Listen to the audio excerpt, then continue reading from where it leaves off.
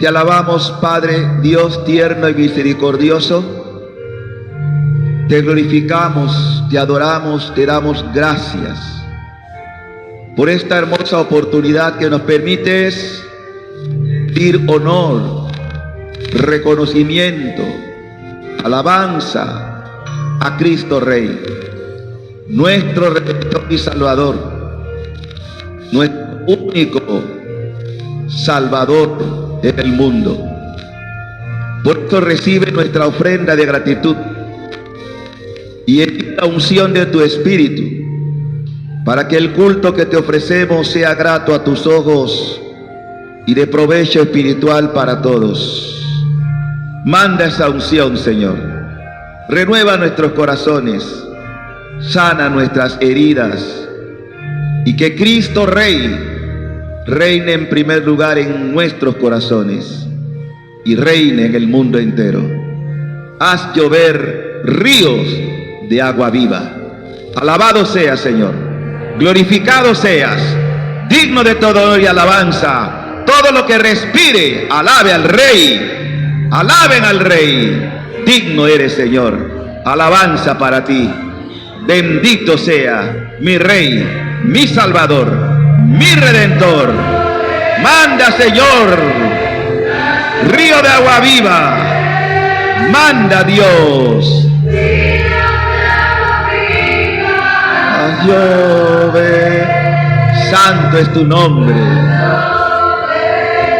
santo, te alabamos, te exaltamos. Río de agua viva, haz llover. Ríos de agua viva, haz llover. Ríos.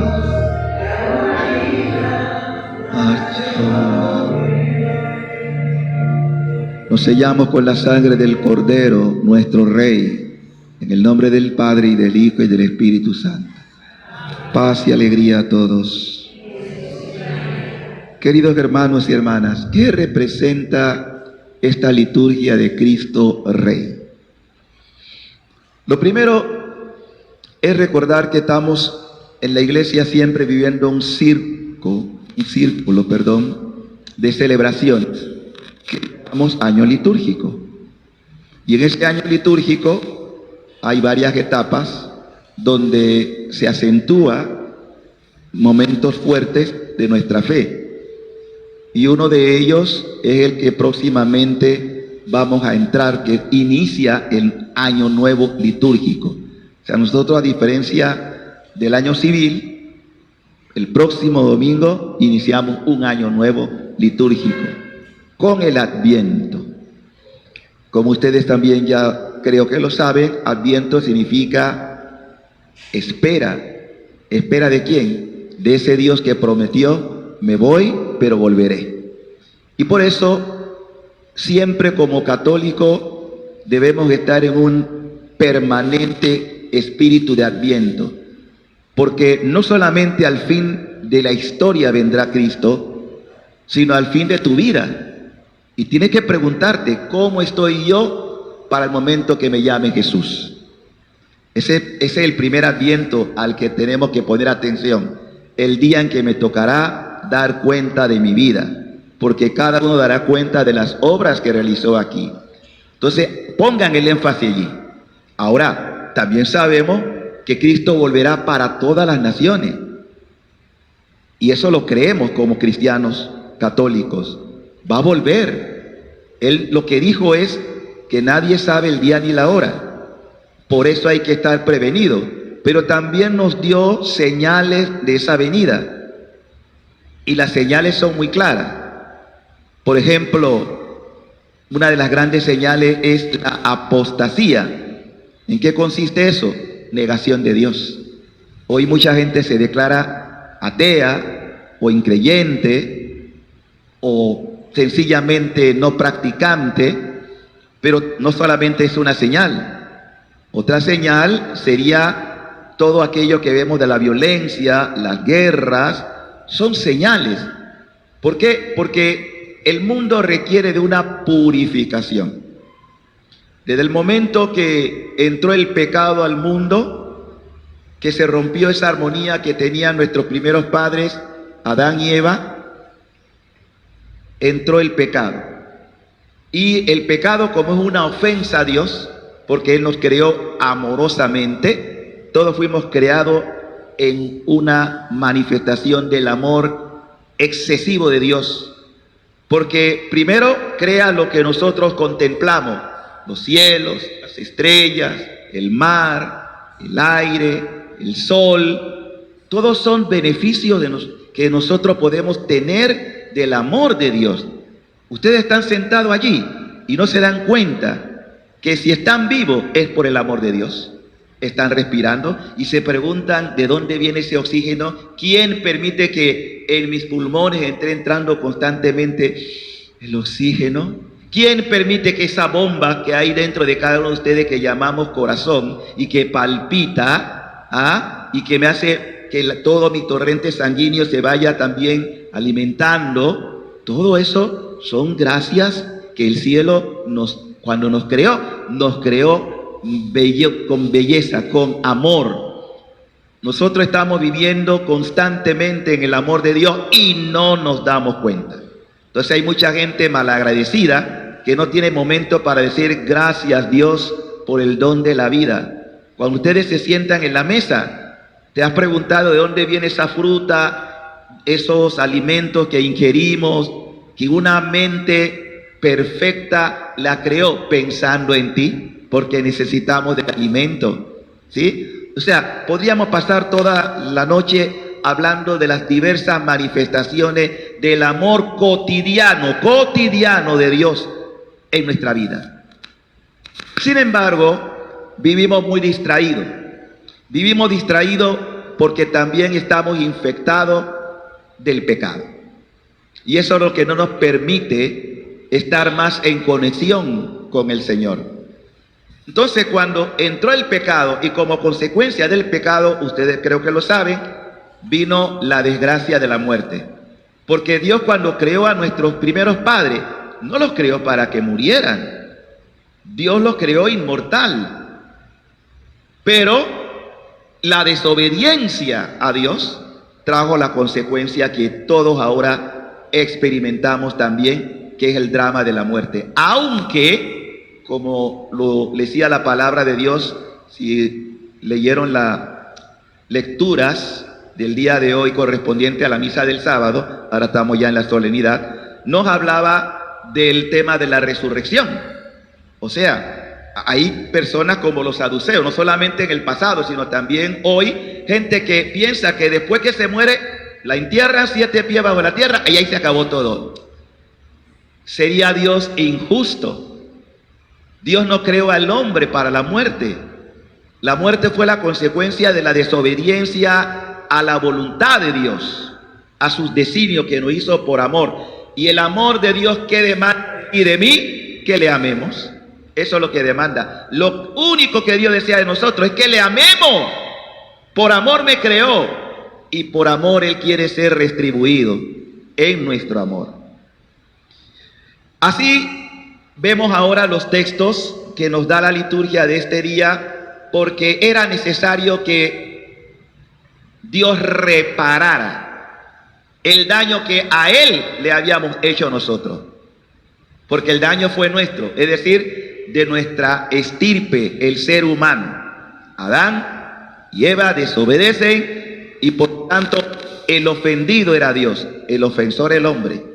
Y por eso tanto amó Dios al mundo, como dice Juan, ahí lo dice, que envió a su Hijo único, el verbo, la palabra encarnada, para reparar el daño.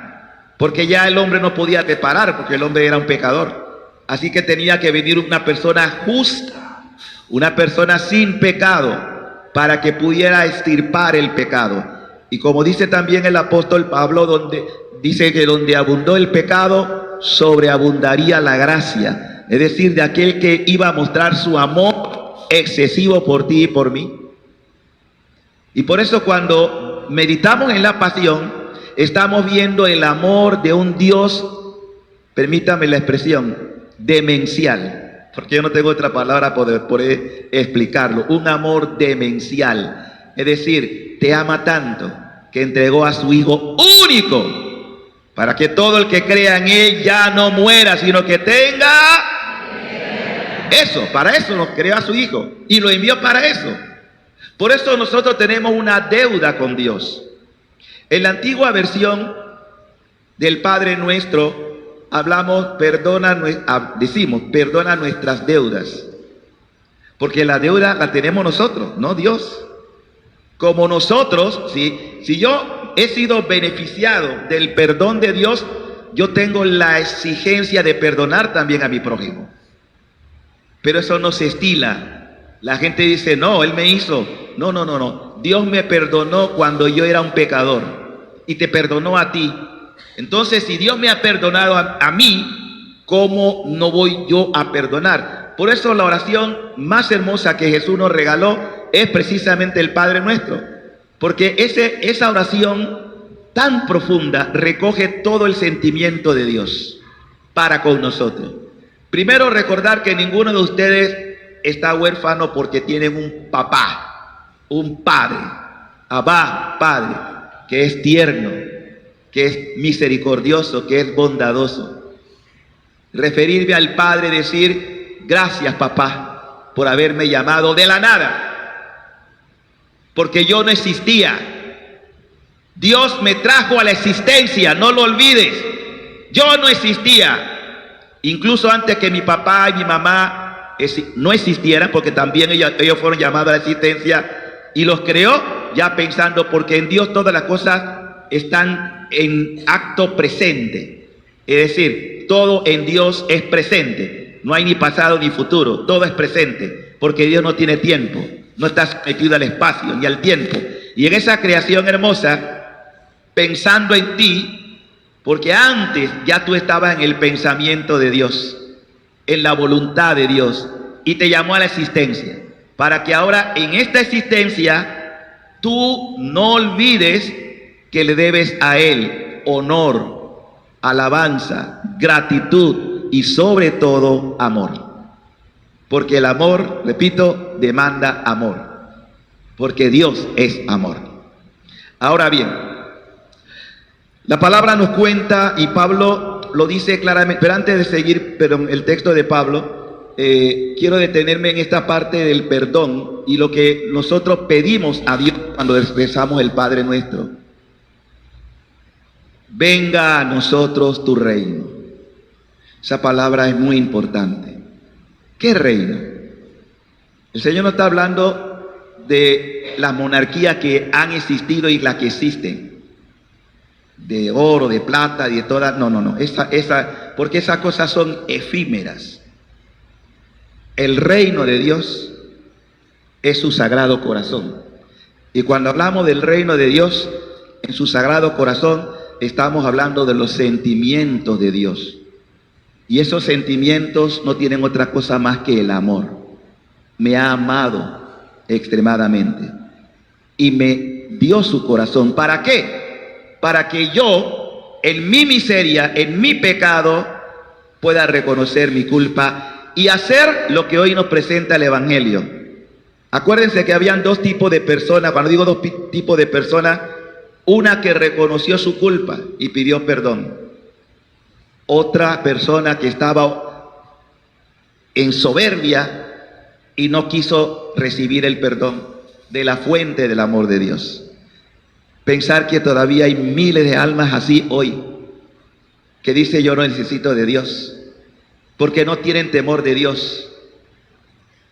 Y tenemos que mantener ese santo temor, porque por ese santo temor también seremos juzgados. Entiéndanlo bien. Y así vemos entonces este pasaje tan hermoso, donde el ladrón le dice, tú no temes a Dios. Nosotros estamos pagando por lo que hicimos. Todos ustedes aquí, y el Padre, y todas las monjas, somos pecadores, pero estamos arrepentidos. Y el alma que se arrepiente, el alma que reconoce su culpa, es abrazado por la misericordia de Dios. ¿Ah? Dios quiere abrazarte con su misericordia en su amor, porque para eso vino. vino por los pecadores. ¿Cuántos hay aquí? Vino por ti, pero necesita que tú tengas la humildad de decir: Señor, ten piedad de mí. Como el ladrón se robó el cielo en un minuto. Miren, pero eso no le pasa a todo el mundo, ¿ah? Ese es un ejemplo, diríamos, muy raro. Es cierto que el Señor dice a Santa Faustina que toda alma, cuando va a morir, todavía tiene la oportunidad, en el último momento, aunque haya sido el más, dice el Señor a Santa Faustina, aunque tú estés en un estado de putrefacción, tengo que explicar qué es eso, que ya todo está perdido, pero que todavía puede decirle un suspiro: lo siento, perdón. Se activa la misericordia de Dios. Te salvas, aunque tengas que pasar por el purgatorio un buen rato, no importa, pero ya hay garantía del cielo. Amén. Porque Dios es bueno. Pero no pongamos a Dios a prueba hasta lo último. No jueguen con su salvación. Una sola alma tenemos cada uno. Esa alma no se repite, ¿eh? Si la pierdes, no la vas a recobrar. Por eso hay que tener santo temor de Dios. Porque Dios te dio lo más sagrado, la vida. Es un don de Él. Y esa vida, ¿a dónde quiere Él que nosotros la conduzcamos? Y esto lo tengo que decir porque hay muchas cosas que la gente desconoce. La misma oración que hacemos del Padre Nuestro, le pedimos a Jesús, pide a su papá, porque esa oración Jesús la dirige a su papá. Y como Él era hombre Dios, no hay nada que Él pida que no se cumpla. Y por eso uno de los pedidos de Jesús que debe cumplirse, digo debe porque todavía no se ha cumplido, pero se va a cumplir. Le pide al Padre: hágase. ¿Dónde? ¿Y alguna vez la humanidad ha vivido en la divina voluntad? ¿Sí o no? ¿Sí o no? No. Hago otra pregunta. Y es imposible que, si Dios está diciendo que eso se haga, que no pueda llegar un tiempo en que se haga la voluntad de Dios aquí. ¿Sí o no? Sí. Yo veo gente como que no están muy claritos. ¡Sí! Porque lo que Dios quiere lo hace. Y como ese es un pedido de Dios a Dios, Él quiere que lo que se hace en el cielo se haga en la tierra. Y cuando nosotros vamos, por eso dice: venga tu reino. No dice suba tu reino, sino que venga tu reino. ¿Qué reino? La divina voluntad. Que la voluntad de Dios se haga en esta tierra como se hace en el cielo. Y ese es el reino de Dios. Ese es el reino que estamos pidiéndole a Jesús que venga. Por eso celebrar hoy a Cristo Rey es celebrar: ven, Señor. Esto no lo va a arreglar ni Biden, ni Putin, bueno, ustedes pongan todos los presidentes que quieran. Ningún ser humano va a establecer el reino más que el Dios hombre, Cristo Jesús. Dele gloria a Él. Dele gloria a Cristo. ¡Viva Cristo Rey! Hay que darle gracia a Él, alabanza y adoración, porque ese es nuestro verdadero Rey. Y ese Rey demanda de nosotros lealtad. Ese Rey demanda de nosotros amor. Porque ante ese Rey toda rodilla se doblará y toda lengua confesará que Jesucristo es el Señor, para gloria de Dios Padre. El reino vendrá. No tenga la menor duda que así va a ser. Pero para que eso venga, es necesario que esta humanidad sea transformada. Es que no podemos venir, Él no puede venir a un reino donde hay pecado, muerte, violencia, desobediencia a los mandatos. Es que hemos trastocado todos los mandatos de Dios, lo hemos trastocado. Dios no es lo primero en nuestra vida. El primer mandamiento, ¿cuál es? ¿Sobre qué? ¿Saben lo que significa eso? Más que tu papá, más que tu mamá, más que tu propia vida. Mientras nosotros estamos aquí, hay un concierto donde miles, la mayoría jóvenes, llevaron por un artista, y un nombre reservo, y van a rendir culto a las personas, no culto a Dios. Y eso pareciera que es la moda. Hacemos culto de las personas, no de Dios. Hemos quitado a Dios del primer lugar. Pregúntenle a toda esa gente si tienen un lugar para Dios los domingos o los sábados, para ir a por lo menos una vez a la semana a darle gracias a Dios. Pero ¿saben lo más triste? Que la familia es la causante, o sea, papá y mamá, porque los que pagan esos carísimos boletos, por más que pueda ser artista, son ustedes. Es decir, que el problema está en el seno de la familia. La Virgen advirtió en Fátima, se lo dijo a Lucía, que el ataque de los últimos tiempos iba a ser la familia. Ahora pueden entender por qué tanto divorcio. Se casa la gente con bombas, platillos y todo lo demás. Juran por eterno y no duran 2 o 3 años. La infidelidad ha entrado en la familia. Y no solamente eso, Satanás dijo, bueno, ¿saben qué? Aunque Dios creó 2 géneros, hombre y mujer, los creó, palabra de Dios, no te necesitamos, vamos a inventar más géneros. Ya la lista pasó de 100. Y lo triste es que los locos somos nosotros. Bueno, pero santa locura, porque es mejor ser fiel a Él que a los hombres. Hay que obedecer a Dios primero, antes que a los hombres. Y aunque los hombres nos quieran imponer doctrinas falsas, no, que si 2 hombres se juntan, si se aman, no hay nada malo. 2 mujeres se juntan, no hay nada malo. Dios no se equivocó cuando nos hizo hombre y mujer. Y lo hizo para expandir la raza humana. Ahora la gente prefiere, que me toca viajar en muchos lugares, veo que la gente se conforma más tener un perrito que a un niño. Le dan más cariño a un perrito que a una criatura, fruto del amor de Dios.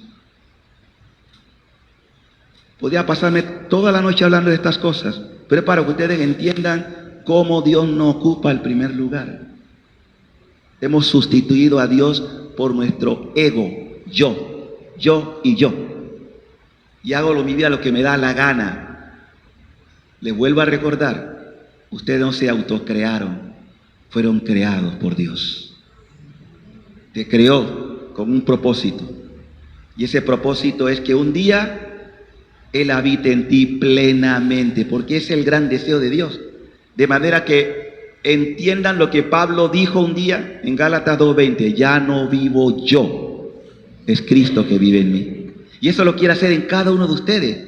Es decir, que el deseo ardiente de Dios es que vivamos en su divina voluntad, que yo muera la mía para hacer la voluntad de Dios en todo. Por eso Jesús dice, el que me ama guardará mi palabra, que en la Biblia significa obedecer, no solamente guardar, no es ponerla en un cajón.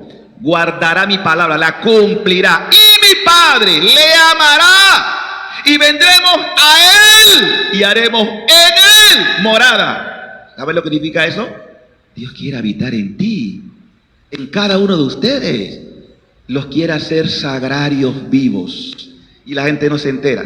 Ese es el loco amor de Dios. Para eso nos creó. Y Él suspira por ver tu alma también necesitada. Es decir, Señor, te necesito. Por eso, aunque te estés en la peor esclavitud o pecado, basta que tú lo reconozcas, Señor, fallé. Si no fuera así, Cristo no hubiera hecho lo que hizo. Él se sacrificó por ti. Y te puedo decir que en cada herida de nuestro Señor está tu nombre. Y el nombre de cada ser humano, desde Adán hasta el último ser humano que exista. Y por Él vino a reinar en nuestro corazón. Por eso también nos dice en otro pasaje, mira, estoy a la puerta llamando. Si alguno escucha mi voz, yo entraré y cenaré con él. Ya Jesús hablaba de esto. Esta es la cena. La cena de la cena. La cena donde Dios se dona a ti por su amor.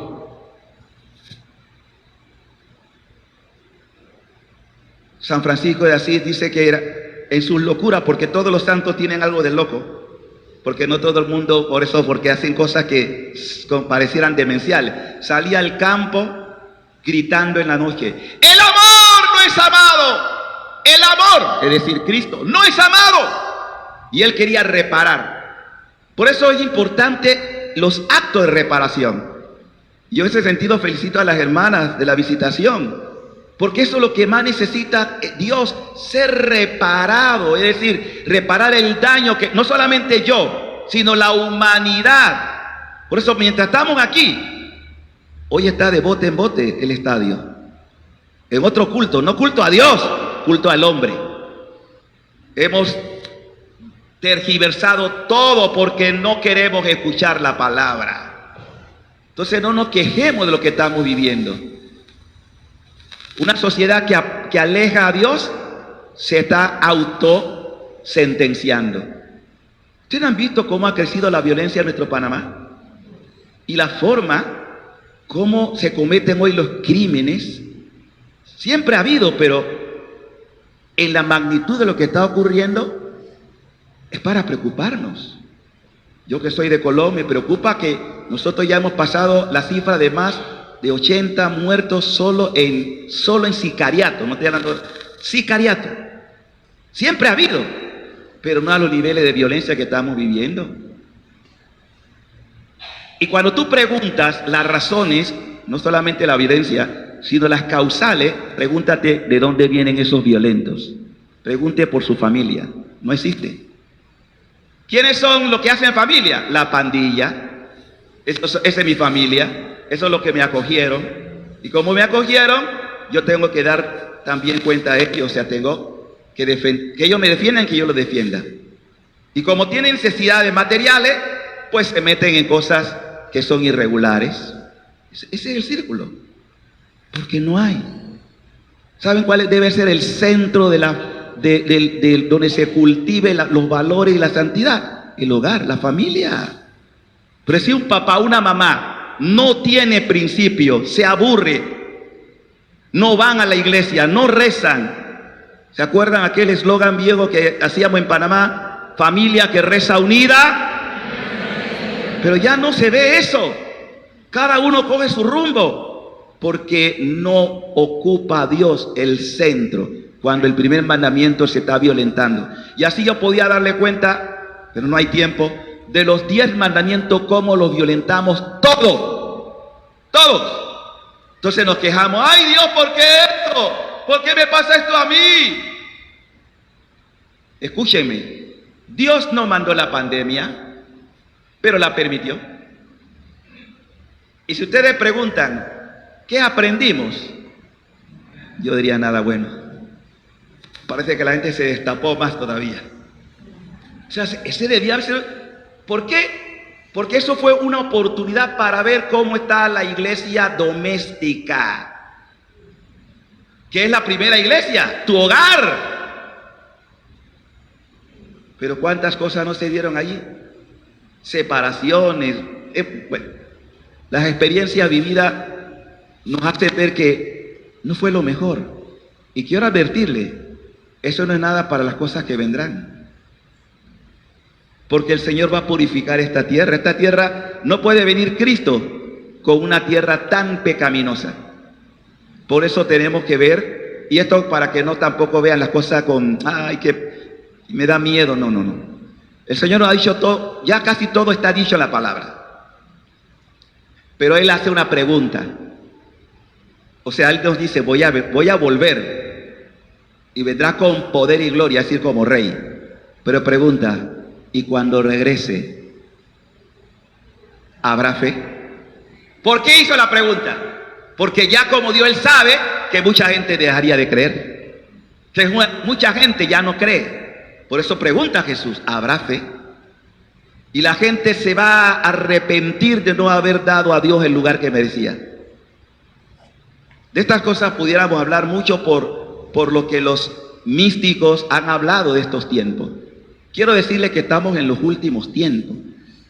Pero también tengo que explicarle, porque mucha gente cuando oyen hablar de los últimos tiempos, centran la atención en el fin del mundo. Yo quiero decirles que el fin del mundo no viene nada por ahora. Lo que viene es el fin de esta era de pecado que llama fin de los tiempos. ¿Por qué? Porque Cristo tiene que reinar. Y para que Él reine, Él necesita a alguien que prepare el terreno, que disponga las cosas para decir, hijo, todo está preparado. Y antes de que reine Cristo, tiene que reinar el corazón inmaculado de María. Reinará. Esta es la reina. Y cuando la reina prepare la humanidad con un gran Pentecostés que vendrá, porque vendrá un gran Pentecostés, necesitamos del auxilio del Espíritu. Esto no puede ser fruto de la humanidad, tiene que ser una gracia que venga del cielo. Y por eso el Señor nos advierte de que vamos a tener todos que confrontar nuestra conciencia como Dios nos mira. Algunos hablan del aviso, otros hablan de la iluminación de la conciencia, es lo mismo. Pero en el fondo es el Espíritu que dice, mira cómo está tu alma. Entonces uno se mira y dice, pero ¿cómo yo he podido tratar a un Dios que me ama de esta manera tan cruel? Y las experiencias de los santos nos dicen que muchos van a morir de horror o de terror ante lo que se avecina. Para que tenga miedo. Si usted está en gracia, no tiene por qué preocuparse. Por eso es un tiempo. Jesús también, es que si leen el diario de Santa Faustina van a entender muchas cosas. Jesús le dice a Faustina, antes de que venga como justo juez, es decir, como a juzgar, quiero reinar como Dios de misericordia. Y yo hago la pregunta, ¿con qué rostro de Dios tú quieres que te encuentre? ¿Con el rostro de la justicia o con el rostro de la misericordia? ¿De verdad? Entonces decídete a cambiar. Decídete a cambiar. Es tiempo de cambiar. Es tiempo de decir, Señor, te he fallado. Y Dios no niega su misericordia a nadie. Si el alma realmente está arrepentida, pero no doble vida. Porque es otro problema que tenemos también en mucha gente de iglesia, o que se llaman, que están en la iglesia y están viviendo doble vida. Tú puedes engañar a los hombres, pero no a Dios. Él lo sabe todo y lo ve todo. No, aquí nadie se está dando cuenta, aquí puedo hacer mi trampa aquí. ¿A dónde iré lejos de tu mirada, Señor? Si escapo al cielo y si voy a las profundidades, en cualquier lugar donde me meta, Dios me ve y conoce toda mi vida. Así que lo más sabio es presentarte de Él tal como eres. El domingo pasado, ¿qué celebrábamos? ¿Cuál era el evangelio? ¿Se acuerdan ese pecador enano? Un corrupto. Un corrupto. Un hombre que sabía que hacía las cosas mal. Pero él no es la excepción. ¿Cuánta gente no lleva una vida de corrupción? Porque la corrupción es sinónimo de pecado. Y este hombre quería ver a Jesús, pero lo que no esperaba era que Jesús lo ve primero. Y le dije, Zaqueo, baja. Es decir, hazte nada. Baja, ya más de lo enano que era, pero baja. Porque si tú quieres ser grande delante de Dios, entiende la escuela de María. Derriba del trono a los poderosos y enaltece a los humildes. Cuanto más baje, más te levanta Dios. Esa es la dinámica de Dios. Baja. Renuncia a tu orgullo, a tu soberbia, a tu prepotencia. Deja a Dios ser Dios. Y entonces, ¿qué ocurrió? Jesús le dice, mira, hoy quiero hospedarme en tu casa. Hoy quiero hospedarme en tu casa. Y quiero que sepan que esa no fue una promesa solamente para Zaqueo. También vale para ti y para mí. El Señor quiere hospedarse en tu casa. ¿Le van a dar permiso? Porque Él no entra con violencia. ¿Qué dice la Biblia? Dice que Zaqueo, ¿qué? La Biblia no dice si Jesús le dice, mira, me he enterado que tú eres un corrupto, un sinvergüenza, un malparido. ¿Dijo eso? No, nada de eso. La Biblia no toca nada de lo que pasó, pero algo debió haber ocurrido. Eso sí, tenemos que suponer que algo pasó, que este hombre se sintió arrepentido, contrito. Es decir, Señor, voy a devolver lo que robé. Y si a alguien le quité, voy a repararlo 4 veces más. Y la Biblia nos dice que Jesús le dice, hoy llegó la salvación a esta casa. El arrepentimiento. Hoy yo me encuentro con tanta gente, bueno, sí, pero una de las prácticas que se ha perdido es el sacramento de la reconciliación.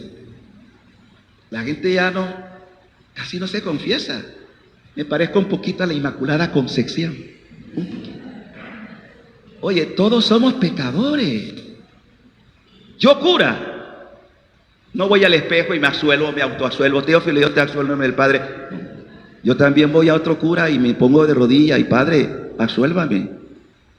Porque no por ser cura estoy eximido de reconocer mi culpa y mi pecado. O sea, si la gente entendiera la gracia que es la confesión, ¿sabe? Cuando tú te confiesas o te arrepientes, es como si volvieras a nacer. Por eso dicen que Dios sufre de amnesia, porque cuando tú te arrepientes, Él borra eso. Ya no quiere que recuerdes más lo que hiciste. Porque si Dios llevara cuenta de nuestros pecados, ¿quién se salva? Nadie. Nadie. Nadie se salvaría. Bueno, ya veo que tienen cara de aburridos, así que vamos a ir corrando esto. Sí, se están durmiendo, estoy así como, ya Padre, cállese. Ustedes no me ven más que una vez al año. Pero bueno, sí, pero yo quisiera, hermanos, que entendiéramos el tiempo de gracia que estamos viviendo. Es un tiempo maravilloso.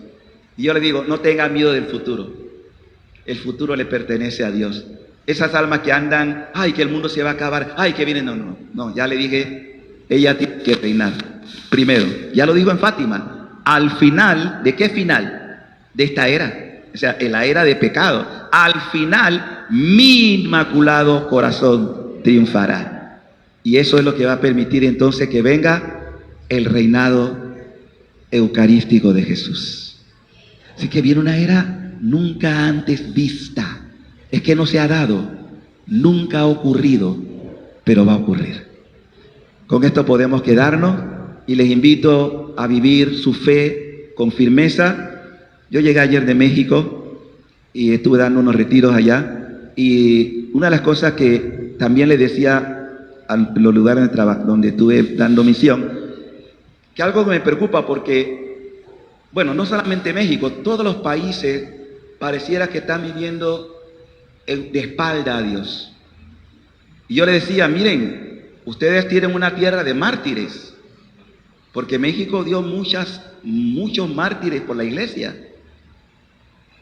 ¿Y qué pasa cuando empiecen a cerrar los templos de verdad? No como pasó con el COVID, pero que por persecuciones, yo tenía que ir a Nicaragua, yo no pude entrar, por el hecho de ser cura.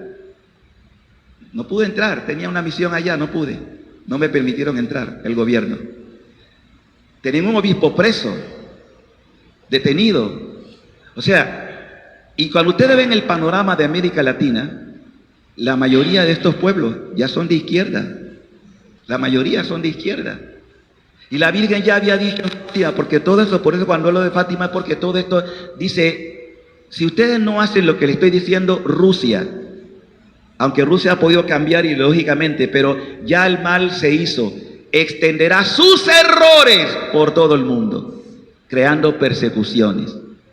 Y lo decía porque a los hermanos de México, porque ellos sufrieron persecución, no podían tener misa, los templos estaban cerrados, sacerdotes encarcelados, muchos asesinados, pero también habían laicos valientes, entre ellos Joselito, se sacrificó por su fe. Y yo le pregunto a los jóvenes, ¿Tú estás dispuesto a dar la vida por Cristo? No. La puedo dar por, no sé, un pelotero, un futbolista o un cantante. ¡Ay! ¡Ay! ¡Ay! ¿Y Cristo? Sí, porque van a los conciertos y ¡ay! Vienen a una misa. ¿Ah? Todo se ha invertido. Oye, si este es el lugar más agradable, estar en la presencia del Señor. Está ahí. ¿Qué hora va a terminar esto? Y conciertos que duran horas. Ay, no. Todo esto tiene que cambiar, hermano. Y yo sé que va a cambiar, porque yo le creo a Cristo. Vamos a darle gracias a Él y a pedirle que nos ayude a estar preparados.